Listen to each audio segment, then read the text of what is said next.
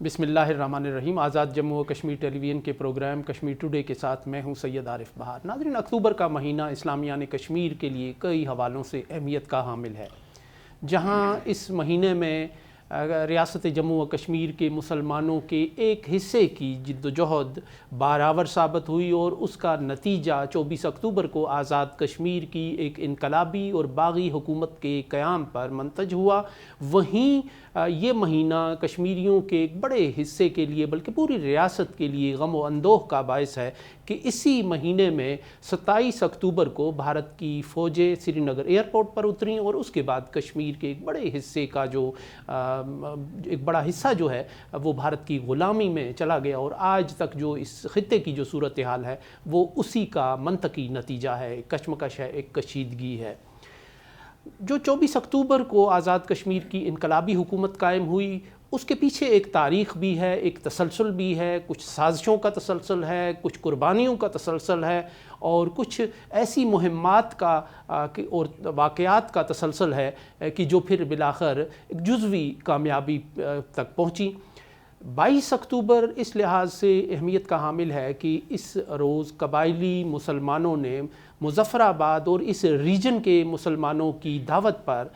یہاں کا رخ کیا اور ان منصوبوں کو ناکام بنایا جو مسلمانوں کے قتل عام کے حوالے سے کیے جا رہے تھے، اور یوں اس دن کو یوم فتح مظفر آباد کے طور پر منایا جاتا ہے۔ اس حوالے سے اور اس کے پس منظر اور پیش منظر کے حوالے سے گفتگو کرنے کے لیے آج ہمارے ساتھ دو معزز مہمان شخصیات ہیں۔ ہمارے پہلے مہمان ہیں آزاد کشمیر کے معروف دانشور، سکالر، شاعر، دانشور علامہ جواد حسین جعفری صاحب۔ ان کے ساتھ تشریف فرما ہیں آزاد کشمیر کے معروف ماہر تعلیم اور پرنسپل ریٹائرڈ اور دانشور سکالر شوکت رسول پنڈت صاحب۔ آپ دونوں حضرات کا بہت بہت شکریہ۔ علامہ صاحب، گفتگو کا آغاز آپ سے کروں گا میں کہ اس تحریک کا یہ جو 24 اکتوبر تک پہنچی اور پھر اس کے بعد ایک سلسلہ آگے بڑھا، اس کا پس منظر کیا تھا؟ وہ کیا ذہنیت تھی کہ جو کوئی ایسی پلاننگ کر رہی تھی کہ جس سے خون خرابہ ہو اور اس کے ویسٹڈ انٹرسٹ تھے؟ اس ذہنیت پر میں چاہوں گا کہ آپ کچھ روشنی ڈالیں۔ بنیادی طور پہ تحریک پاکستان کی کامیابی اور پھر پاکستان کا وجود میں آ جانا، یہ وہ دو قومی نظریے کی جیت تھی کہ جس کو لے کے مسلمانوں نے بر عظیم جنوبی ایشیا اٹھے تھے، اور اللہ تعالیٰ نے پھر ان کو لیلۃ القدر والے دن پاکستان کا تحفہ عنایت کیا۔ یہ ایک انبلیویبل تھا کہ ایک نئی قوم بھی ابھری، ایک نیا ملک بھی اس دنیا کے خطے کی وجہ جو 13 اگست کو کہیں نہیں تھا، وہ 14 اگست کو ایک حقیقت کے صورت وجود میں آ گیا۔ تو یہ جو اکھنڈ بھارت اور بھارت ماتا اور اس طرح کا جو ایک ایلیمنٹ تھا اس خطے کے اندر، انہوں نے روز اول سے ہی پاکستان کے وجود میں آنے کو دل سے تسلیم نہیں کیا، اور پھر اس کے خلاف اپنا ایک مختلف ایجنڈا جو ہے وہ اس پہ عمل پیرا ہو گئے اور اس کو روب عمل لانا شروع کر دیا۔ ریاست جموں کشمیر جو ہے یہ تو جزو لا ینفک تھا، ہے اور انشاءاللہ ہمیشہ رہے گا۔ پاکستان کا اپنے جغرافیائی، اپنے لسانی، اپنے فکری، اپنے نظریاتی، اپنے دینی، مذہبی، ثقافتی اعتبار سے ہر لحاظ سے یہ پاکستان کے ساتھ اس کا ایک اکائی ہے، یہ سمجھیں، جو ناقابل تقسیم ہے، اسے اس سے علیحدہ کیا نہیں جا سکتا۔ تو یہ اس کو سیبوٹاج کرنے کے لیے lord Mount beaten, Jawahar Lal Nehru اور کانگریس اور ان کے جو اور عام خیال لوگ تھے، انہوں نے ایک دام تزویر بچھایا اور ایک ایکسس دے دی بھارت کو، انڈیا کو، کشمیر کے لیے گرداسپور کا ایک چور دروازہ، یعنی سازش کی خشت اول آپ سمجھتے ہیں کہ یہ فراہم کی نا۔ دیکھیں، ادروائز تو اس کا کشمیر کے ساتھ کوئی راستہ نہیں بنتا تھا، نہیں بنتا تھا، تو اس کو وہ کاریڈور فراہم کرنے کے لیے یہ اس کو فیسیلیٹیٹ کیا انگریز نے بھی، اور پھر اس کے اندر ریڈ کلف اس میں کے اندر اس کو ایکوموڈیٹ کیا گیا اور ان کو وہ راستہ فراہم کیا گیا، اور وہاں سے پھر تانا بانا مطلب جب 14 اگست کو پاکستان وجود میں آیا تو ریاست جموں کشمیر کے طول و عرض میں ایک عید کا سماں تھا، اس کو سیلیبریٹ کیا گیا۔ تو اس وقت دیکھیں جو ریاست کو ریپرزینٹ جو کرتے تھے دو جگہ، وہ یا آپ کا تھانہ ہوتا تھا یا آپ کا ڈاکخانہ ہوتا تھا۔ تھانے اور ڈاکخانے کی عمارتوں کے اوپر طول و عرض میں کشمیر کے وہ پاکستان کے پرچم لہرا دیے گئے، چراغاں کر دیا گیا، مسجدوں کے اندر شکرانے کے نوافل ادا کر دیے گئے اور لوگوں نے اسے سیلیبریٹ کیا۔ ایک طرف مسلمان یہ سیلیبریشن کر رہے تھے اور دوسری طرف سے جو ڈوگرا مہاراجہ بھی تھا اور پھر جو یہاں کا ہندو جو راشٹریہ سیوک سنگھ کے لوگ اور مہاسبائی لوگ جو تھے وہ اپنے ایک زخم خوردہ سانپ کی طرح وہ پلاننگ کر رہے تھے اور اس کا یہ کر رہے تھے۔ تو اس مظفر آباد کے اندر چونکہ ڈومینیشن تو اس میں کوئی شک نہیں مسلمانوں کی تھی، لیکن مسلمان پوری ریاست میں جس طرح ایک انتہائی قسم پرسی کی زندگی گزار رہے تھے، اسی طرح مظفر آباد کے اور اس کے گرد و نواح کے مسلمان بھی جو تھے وہ دبے ہوئے تھے، فائنینشلی کرپلڈ تھے، ان کے پاس کوئی اسلحہ نہیں تھا، ان کے پاس کوئی ذرائع نہیں تھے، ان کے اندر کوئی اس طرح کی وہ جو کوئی جسے آپ کہیں گے تنظیم اس طرح کی نہیں تھی۔ جو یہاں کا ہندو ایلیمنٹ تھا، اگرچہ وہ تعداد میں کم تھے لیکن وہ بڑے منظم تھے، اور پاکستان بن جانے کے بعد ان کی تنظیم کے اندر اور زیادہ تحریک پیدا ہو گئی تھی اور مضبوط ہو گئی تھی، اور انہوں نے درون خانہ اس بات کی پلاننگ کرنا شروع کر دی تھی۔ ایک طرف مسلمانوں سے سارے وہ جو تھے مظفر آباد کے ہندو وہ لنکڈ تھے جو بھارت کے انتہائی مہاسبائی قسم کے اور متعصب قسم کے، اور جو بعد میں RSS وغیرہ ان کے ساتھ پوری طرح۔ جی بالکل، خالی لنکڈ نہیں تھے، they were supported by them, they were financed by them۔ وہ تو ان کا ایک باقاعدہ ان کو پھر ان سے بھی بڑی بات جو تھی کہ مہاراجہ ان کی پشت کے اوپر تھا،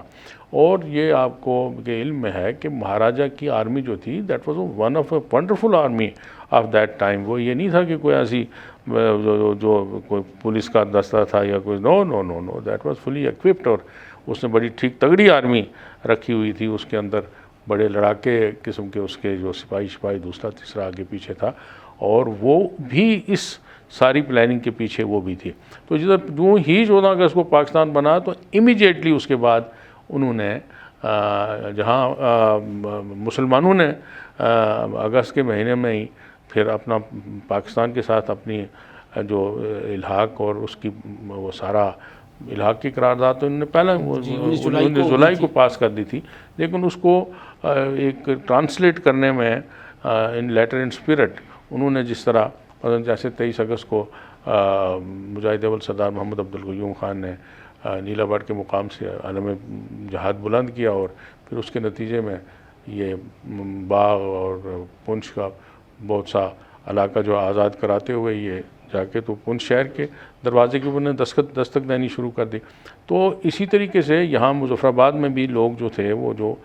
مظفر آباد کے لوگ تھے وہ پاکستان کے ساتھ اپنا اظہار محبت کر رہے تھے، لیکن دوسری طرف جو مہاراجہ تھا اور یہ جو ان کے بہی خواہ تھے، انہوں نے پہلے تو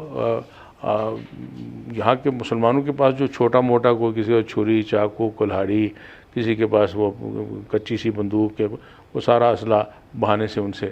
جمع کر، دوسری طرف اپنے لوگوں کے اندر اسلحہ تقسیم کرنا شروع کر دیا۔ شوکت رسول پنڈت صاحب، یہی چاہوں گا میں کہ اسی بات کو آگے بڑھاتے ہوئے مظفر آباد کی جو قیادت تھی اس کا پھر اس میں کیا رول نظر آتا ہے؟ کون سی شخصیات تھیں کہ جنہوں نے پھر ایک اس ساری سازش کو، اس کے تانے بانے کو بھانپتے ہوئے انہوں نے پھر ایک کمک طلب کرنے کا اور اس کی مدد کرنے کا مقامی طور پر فیصلہ کیا؟ اس پر آپ ذرا روشنی ڈالیے۔ 1946 میں جس وقت کیبنٹ مشن پلان آیا یہاں اور پلان پیش ہوا، تو اس میں یہ بات واضح ہو گئی تھی کہ اب ہندوستان جو ہے وہ تقسیم ہونے جا رہا ہے۔ چنانچہ اسی وقت سے یہ بات شروع ہو گئی تھی کہ ہر جگہ پہ جہاں پہ ہندو اور مسلم رہ رہے تھے وہاں پہ، اور چونکہ اس کی بنیاد جو ہے وہ مذہب کی بنیاد پہ تھی، کسی کو یہ بات اچھی لگے یا نہ لگے، پسند آئے یا نہ آئے، یہ ریئلٹی یہی تھی کہ مسلمان الگ ہونے جا رہے ہیں ہندوؤں کے سے، اور وہ ان کے ساتھ اکٹھے نہیں رہ سکتے۔ چنانچہ یہ ریکارڈڈ ہے، اور ڈاکٹر اشتیاق ہیں، انہوں نے پنجاب کے اوپر پنجاب کی تقسیم کے اوپر جو کتاب لکھی ہے، بڑی والیومنس بک ہے، اس میں انہوں نے بہت ڈیٹیل میں واقعات درج کیے، اور انہوں نے کہا کہ 1946 کے آخر میں نومبر دسمبر میں پنجاب کے علاقوں میں ہندو مسلم فسادات شروع ہو گئے تھے۔ اب یہ صورتحال تھی تو ہر جگہ پہ مسلمانوں اور ہندوؤں کے درمیان تھوڑی سی کشیدگی جو ہے وہ پیدا ہو گئی تھی۔ اب اسی میں ہم کشمیر کی طرف آئیں تو 1947 کے اوائل میں ہی وہاں پرجا سبھا کے الیکشن ہوتے ہیں۔ نیشنل کانفرنس جو ہے وہ کسی وجہ سے وہ ان کا بائیکاٹ کرتی ہے، اور اس کی بنیادی وجہ یہ تھی کہ قائد اعظم محمد علی جناح کے 1944 کے دورے کے بعد پانسا جو ہے وہ مسلم کانفرنس کے حق میں پلٹ چکا تھا، اور شیخ صاحب جو ہے ان کی جو مقبولیت ہے وہ بہت کم ہو گئی تھی، اور چنانچہ انہوں نے نتائج میں کو پہلے سے دیکھتے ہوئے ان پرجا سبھا کے الیکشن کا بائیکاٹ کیا۔ مسلم کانفرنس نے اس میں حصہ لیا، جو 25 نشستیں تھیں مسلم نشستیں، ان میں 6 کے اوپر مسلم کانفرنس کے جو امیدواران تھے ان کے کاغذات مسترد کر دیے گئے، باقی جو 19 نشستیں تھیں وہ ساری کی ساری مسلم کانفرنس نے جیت لی۔ تو اس سے بھی مسلمانوں میں ایک ولولہ اور پیدا ہوا، اور مسلمان جو ہیں وہ جیسے یہاں بیان کیا گیا ہے ویسے بھی مذہبی طور پہ بھی، جغرافیائی طور پہ بھی، تاریخی اعتبار سے بھی پاکستان کے ساتھ اور پاکستان کے ان علاقوں کے ساتھ، پنجاب کے ساتھ بہت قربت رکھتے تھے۔ فطری دھارے اسی طرف تھے، راستے فطری اسی طرف تھے، تجارت ہماری جو ہے وہ پنجاب کے ساتھ تھی زیادہ، اور چنانچہ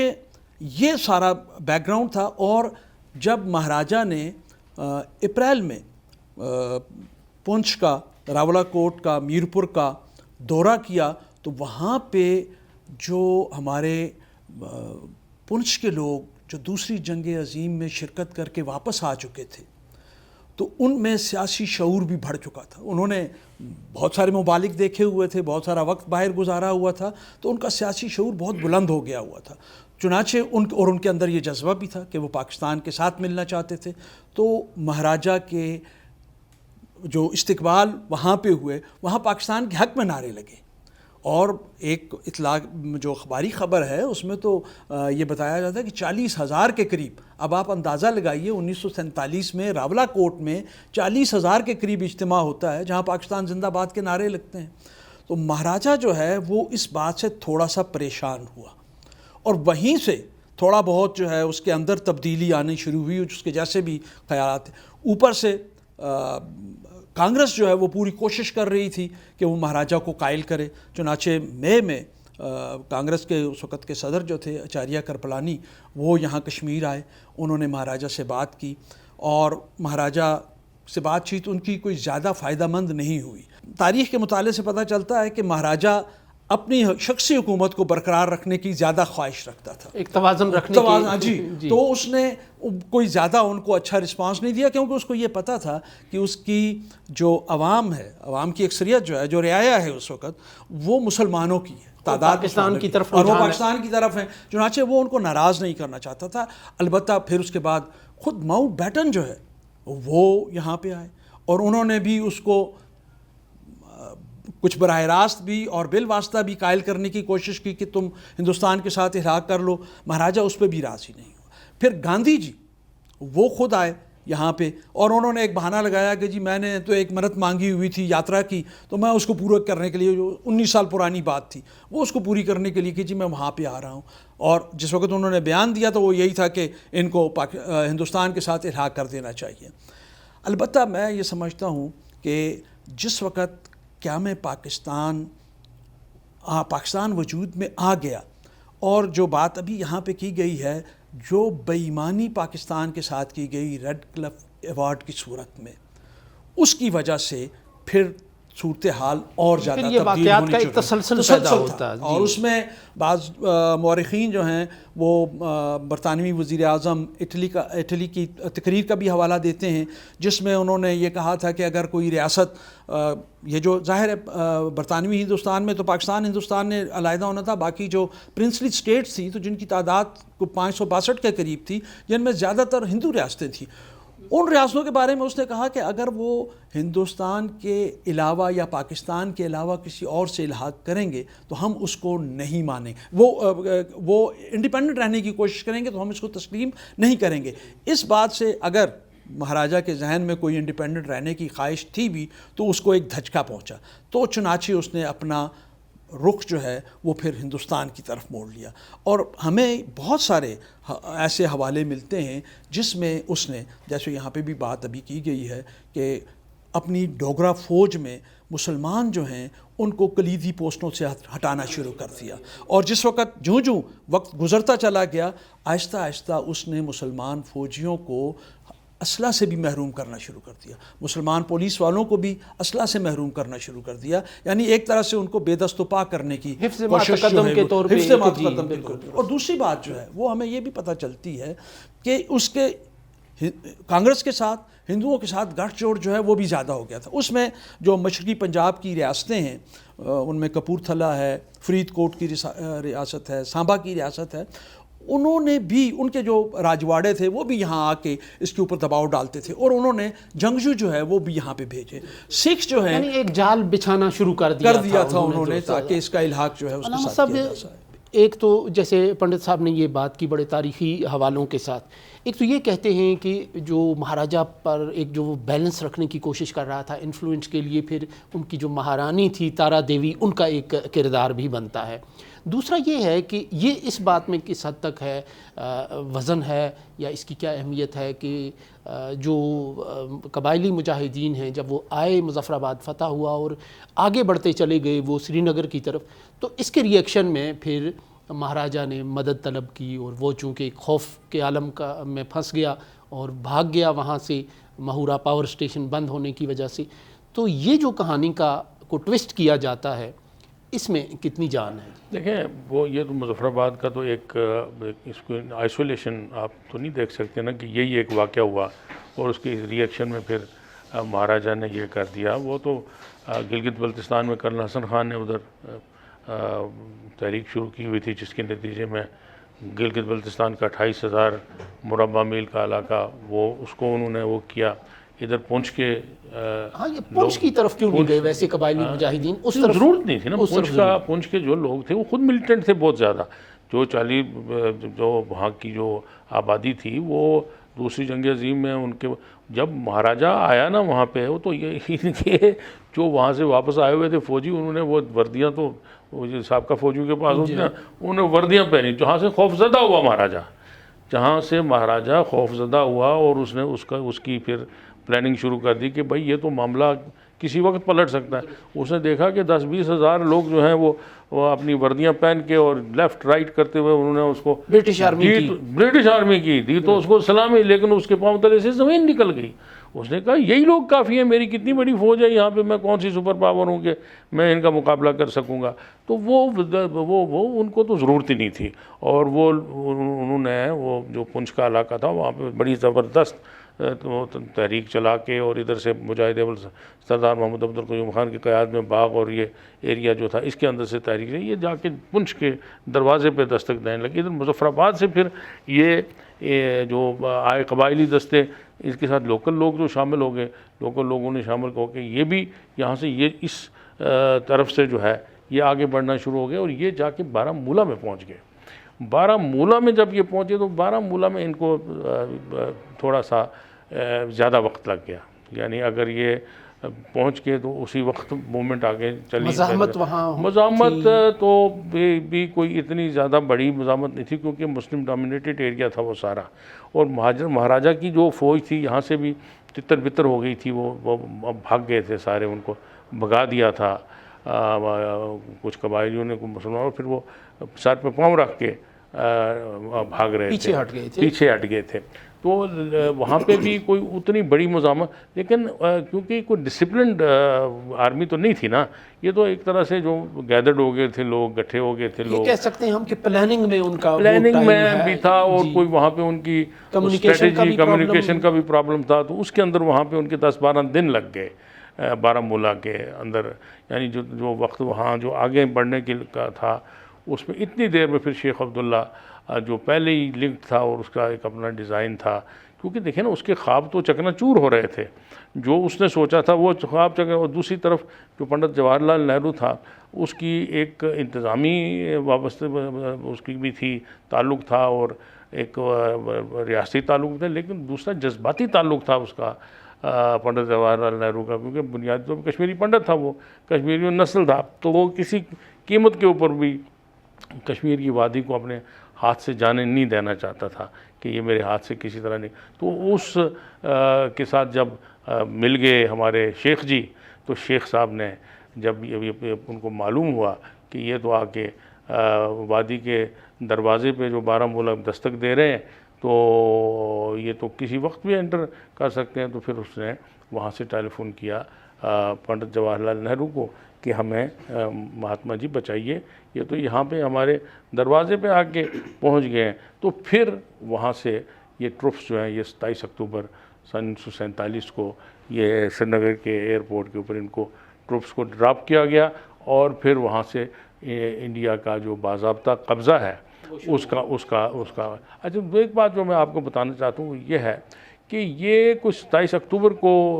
ہی نہیں ہوا، وہاں بھی انہوں نے اپنا دام تصویر جو ہے چاروں طرف بچھایا ہوا تھا، ٹروپس اترے اور اس کے بعد سپریڈ ہو گیا ساری طرف، یعنی جہاں جہاں جو انہوں نے اپنے ویپنز پہنچائے ہوئے تھے، اسلحہ پہنچایا ہوا تھا، ہاں اپنے راشٹریہ سیوک سنگھ کے اپنے رضاکار پہنچائے ہوئے تھے، بجرنگ دل کے لوگ پہنچائے ہوئے تھے، تو وہ فوراً انہوں نے اپنے جامے اتار کے تو وہ اس کے نکل آئے، اور یہ اکتوبر کا مہینہ تھا، اور پھر آگے نومبر کے مہینے آپ نے دیکھا کہ وہ خونابہ جموں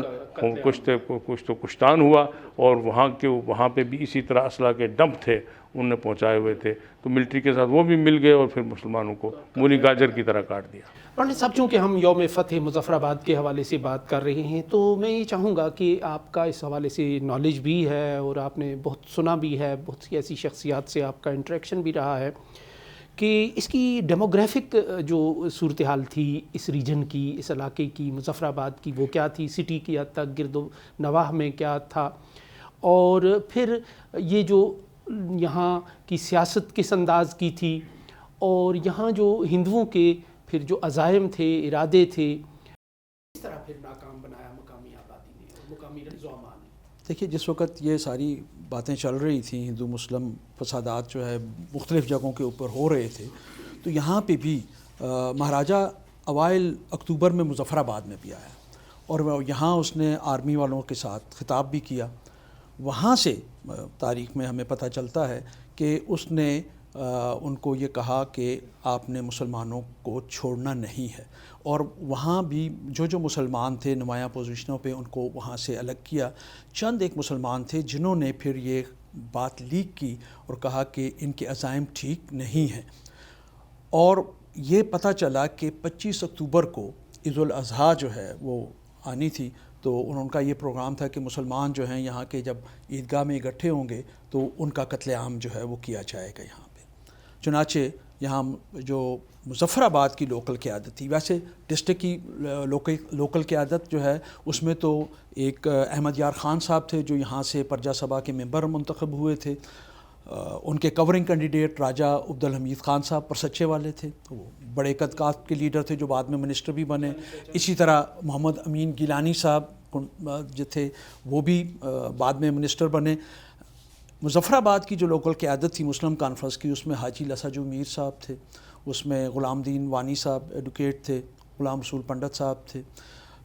عبداللہ بانڈے صاحب تھے، وہ بھی ان کا تو ایک بڑا فعال کردار بھی رہا نا اس ساری صورتحال میں۔ یہ پھر ان میں سے 3 لوگ جو ہیں لساجو میر صاحب کی قیادت میں غلام دین وانی صاحب اور غلام رسول پنڈت صاحب جو ہیں یہ پھر پاکستان میں زعماء سے ملے، اور پھر یہ خان عبدالقیوم خان صاحب سے ملے اور ان سے ریکویسٹ کی انہوں نے کہ ہمیں مدد کی ضرورت ہے، اور وہاں پہ ان کو یہ پتہ چلتا ہے کہ ان کی جو گفت شنید ہوئی ہے اس میں ان کو یہ کہا گیا کہ ہم چونکہ عید آنے والی ہے، ظاہر ہے سارے مسلمانوں کے لیے بڑا مذہبی تہوار ہے، تو اس کے بعد آپ کے طرف یہ قبائلی آئیں گے، تو انہوں نے پھر ان کو بتایا کہ اس کے آنے تک تو یہ کام ختم ہو جائے گا، اس لیے کہ ان کا تو پروگرام یہی ہے۔ چنانچہ وہ عید سے پہلے جو ہے 4 دن پہلے وہ یہاں پہ وہ آئے۔ اب اس میں صرف قبائل کے لوگ نہیں تھے، ہمارے ہزارہ کے جو لوگ تھے ان میں خوانین جو تھے انہوں نے بڑا اہم کردار ادا کیا۔ گڑھی بولا کے خان نسیم خان صاحب جو تھے ان کے جتنی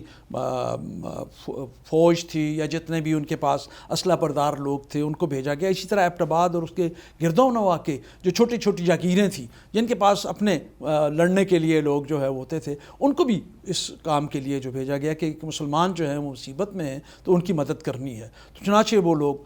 21 اکتوبر کو گڑھی بلا جو ہیں وہ آئے اور 22 کو وہ یہاں پہ آ گئے۔ یہاں پہ انہیں جو ہمیں پتہ چلتا ہے وہ یہی تھا کہ ڈوگرا کو بھی اندازہ ہو گیا ہوا تھا اور اس نے پہلے سے منصوبہ بندی کی ہوئی تھی کہ کسی وقت سے بھی یہاں کوئی مدد آ سکتی ہے، یہاں سے گڑھی بلا سے ہی مدد آ سکتی تھی۔ تو انہوں نے کہا یہ جاتا ہے کہ جو ہمارا نیلم پل یہ واحد راستہ تھا ملانے کا، تو نیلم پل کے اوپر انہوں نے کوئی گرنیڈ یا چھوٹے بم وغیرہ رکھے ہوئے تھے جس کی تار جو ہے وہ بریگیڈ کے ساتھ پاس تھی، وہاں کنیکشن تھا کہ اگر ضرورت پڑے گی تو اس کو بلاسٹ اڑا دیا جائے۔ چنانچہ یہ جو خبر ملی اور پتہ چل گیا کہ یہ کچھ ہوا ہے، تو چنانچہ کچھ لوگوں نے پھر مظفر آباد کے ہمارے سلطانی مسجد کے امام تھے، خطیب اور امام تھے مولانا عبد الرحمن صاحب، مولانا محبوب الرحمن صاحب کے والد محترم، ان کو کہا گیا کہ آپ نے یہ کام جو ہے وہ کرنا ہے۔ چنانچہ یہ کہا جاتا ہے کہ انہوں نے ہمارے لوکل مستری علی عمر صاحب تھے، ان کو کہا کہ ایک بڑی سی کینچی جو ہے وہ تیار کر کے دیں، اور پھر انہوں نے نیچے ہمارے ایک کریم اللہ خان صاحب تھے نیچے، وہ اپنے جانور مویشی لے کے جایا کرتے تھے دریا کے کنارے ان کو پانی پلانے کے لیے، تو وہ اس بہانے سے وہ کینچی بھی ساتھ لے کے گئے اور انہوں نے وہ تار جو ہے وہ کاٹ دی۔ تو وہ پیغام جس وقت پہنچا تو سارے بہت خوش ہو گئے کہ اب ہمارا پل جو ہے محفوظ ہو گیا۔ پل کیا محفوظ ہو گیا ہے کہ جو نجات دہندہ آنے ہیں ان کا آنا جو ہے وہ ہمارا محفوظ ہو گیا ہے۔ تو چنانچہ وہ لوگ جس وقت یہاں پہ آئے، اور اس کے بعد ظاہر ہے اس کے بعد تو یہ بات غلام محمد پنڈت صاحب نے اپنی کتاب جو ہے اس میں درج کی ہے کہ کشمیر آزادی کی دہلیز پہ جس وقت پہلا فائر ہوا تو جو یہاں ہندو محاسبہ کے لوگ تھے،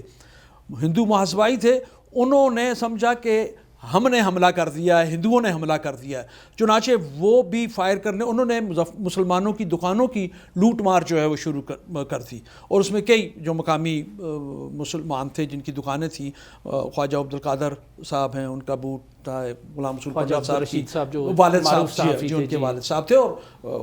ان کی دکان جو ہے وہ لوٹ لی گئی۔ غلام رسول پنڈت صاحب کی دکان تھی نیشنل بک ڈپو کے نام سے، اس کو لوٹ لیا گیا، اور بھی کچھ جو چند دکاندار جو تھے مسلمان ان کی دکانوں کو لوٹ لیا گیا، ان کے گھروں کو نقصان پہنچایا، وہ کیموفلاج کیے ہوئے تھے، لیکن اسی اسنا میں جب وہ قبائلی بھی پہنچ گئے اور وہ لوگ پہنچ گئے تو پھر اس کے بعد وہ سارے جو ہیں وہ ان کو اپنے کیفر کردار تک پہنچ گئے وہ سارے لوگ جو ہیں۔ پھر اس میں یہ ہے کہ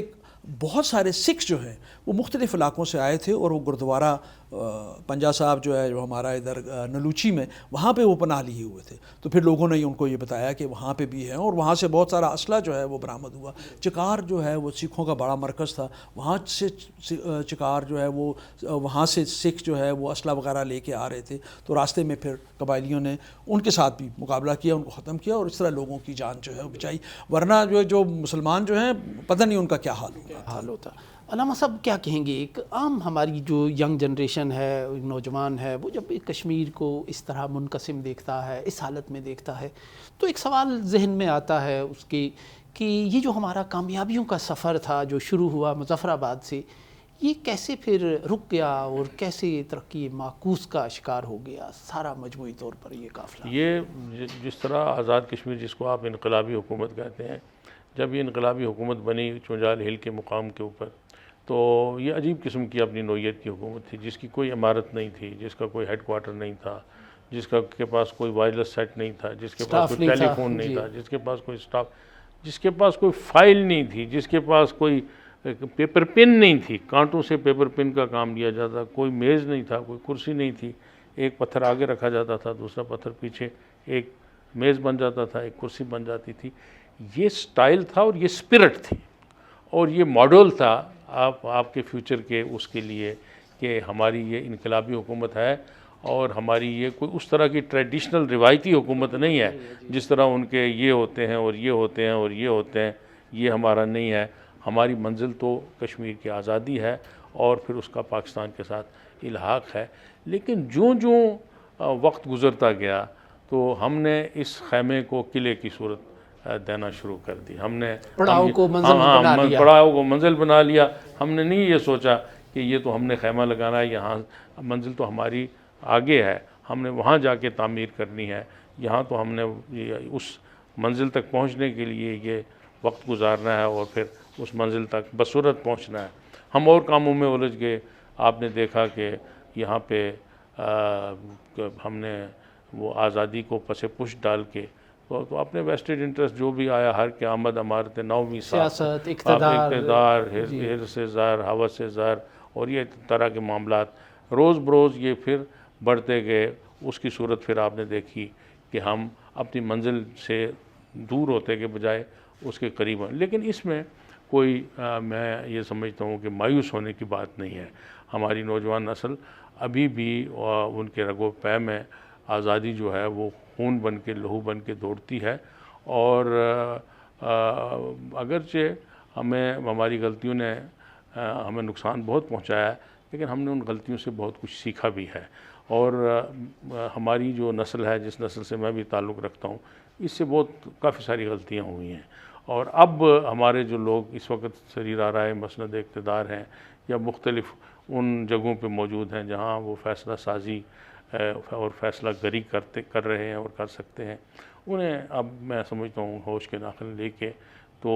تلافی مافات کرنی چاہیے اور کوشش کرنی چاہیے کہ جو نقصان ہو گیا اس کو بازیافت کی جائے اور مزید نقصان نہ کیا جائے، اور ایک پوری دل جمی کے ساتھ اور پوری توجہ کے ساتھ جگر لخت کو جمع کر کے دوبارہ اپنی منزل کی طرف بڑھا جائے. بہت بہت شکریہ علامہ جواد حسین جعفری صاحب، بہت شکریہ شوکت رسول پنڈت صاحب. ناظرین، ہمارے دو اسکالرز اور تاریخ پر گہری نظر رکھنے والی شخصیات نے آج ان اسباب و عوامل پر بھی روشنی ڈالی کہ جو ہماری منزل کو ہم سے دور کرنے کا باعث بنے. ہماری کامیابیوں کی بھی بات کی، اس دور کی بھی بات کی کہ جب سازشوں کے جال بنے جا رہے تھے اور ریاست جموں و کشمیر کے مسلمانوں کے مقدر کے ساتھ ایک کھلواڑ کیا جا رہا تھا. آج تک اتنا ہی. اس کے ساتھ ہی اجازت دیجیے. اللہ نگہبان.